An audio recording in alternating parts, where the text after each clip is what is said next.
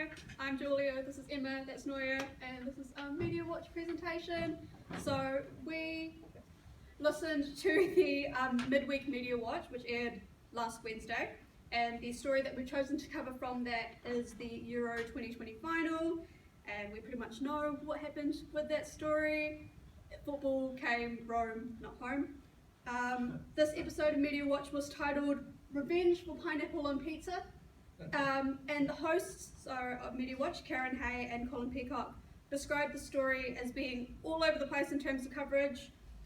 Colin Peacock added that the story wouldn't usually be big news in New Zealand unless you were a fan of football or sport in general, but because England made the final and we're still part of the news Anglosphere, it did make big news. So as you can see, or as you would have seen, there was coverage of the final across several platforms, and there were several different angles to the story as well. So those are some of the ones that Media Watch discussed. So like England's journey to the final and the tournament being played in COVID times. But Colin Peacock made special mention of that one up top, that headline that appeared on the New Zealand Herald website, Cynical Cheating Theory at Dirty Italian Assassins in the Euro final. So that headline appeared on the Herald website. It was actually republished from news.com.au, which Colin Peacock didn't mention in the actual episode, and it's since actually been taken down from the New Zealand Herald website. So, some critiques of Media Watch coverage for the Euro 2020 final. It's funny because this event is such a big event, but it does not involve New Zealand in terms of we don't play in it, we're not in Europe, so we can't actually contribute to like the final. And it really impacts people who are involved in like football or big football fans.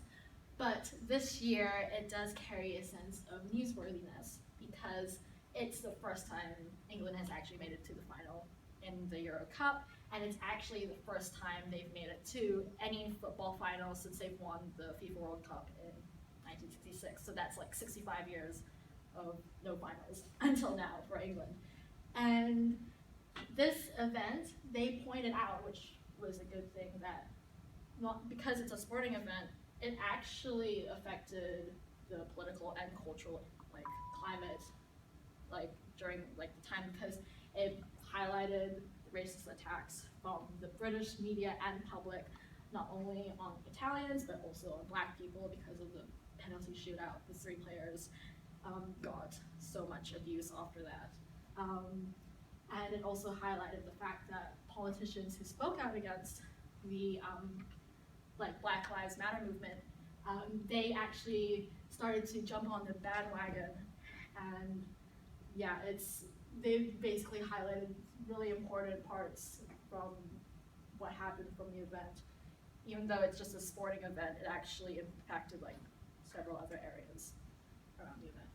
And also, while the event does not involve the contribution or involvement of New Zealand, it did oversaturate our media a lot, which I found interesting because why is something that we're not involved in still so big in our media?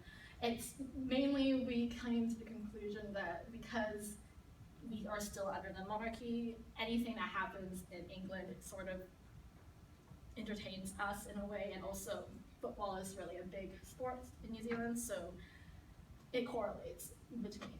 And yeah, lots of people in England also have a deep cultural connection to England as well. But one of the things we pointed out was that the Media Watch coverage, despite us being New Zealanders, they didn't show the perspective of New Zealanders when covering the event. So nothing from our point of view was actually covered, it was everything from in England. So nothing from what New Zealanders experienced when watching the match was actually highlighted. Well, that brings me on to recommendations for alternative approaches. So to support democracy, our media must be critiqued, right? And Media Watch supports, helps doing this by basically holding media organizations accountable. So this solidifies their prominent and trusted position within the New Zealand media landscape. people trust what they say, basically. Mediawatch has a short space of time to deep dive into the media approach of each topic. So therefore we recognise that they both have to present the facts as well as keep listeners engaged. So they need to make sure that people actually want to listen to what they're saying. This can be a tricky line to balance. So some recommended approaches would be focus more on the issues that pertain directly to Kiwis, particularly in the aftermath of the game. So if you go to the next slide, basically there was heavily intoxicated people all over watching the game, and so they didn't really focus on this, but there was heaps of like intoxication issues that happened in New Zealand, and we already have a very solidified binge drinking culture.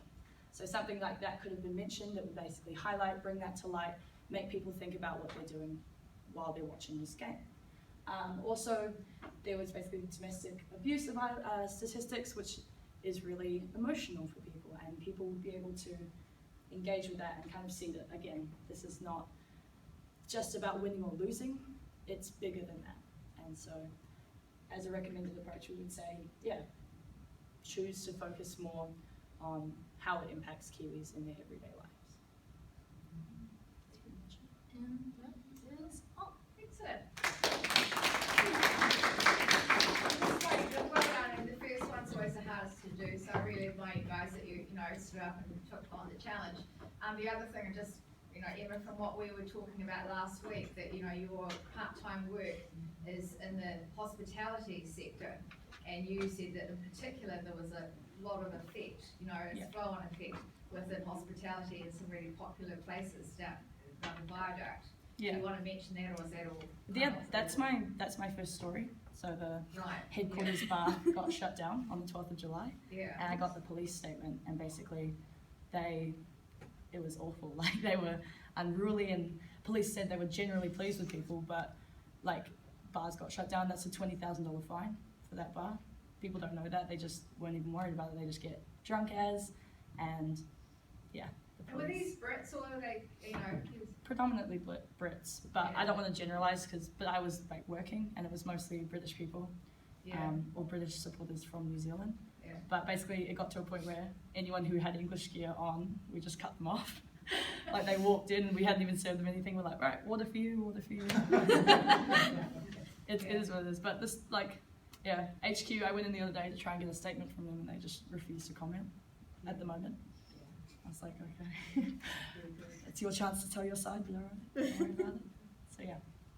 Okay, anyone got any questions or comments they want to make on that? Great, thank you guys. Do I get out of my pitch now since I just did it?